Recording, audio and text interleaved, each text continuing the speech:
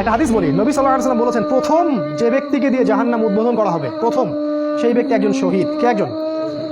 এই কথাটা শুনলে আবু হুরায়রা রাদিয়াল্লাহু আনহু ফিট লেগে পড়ে যেতেন।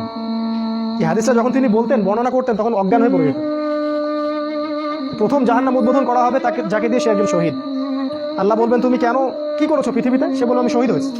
আল্লাহ বলে মিথ্যা কথা বলছো, তুমি এই জন্য যুদ্ধে গিয়েছিলে যাতে মানুষ তোমাকে অনেক বড় বীর বলে, যাও জাহান্নামে।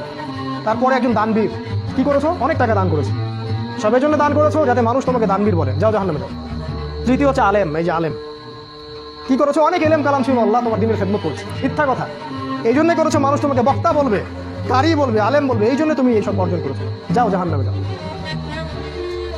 এই জায়গায় আমার একটা ক্ষোভ আছে, কারণ আমরা আমাদের জীবনে একটা লম্বা সময় এইসব হেদায়েত থেকে বঞ্চিত ছিলাম।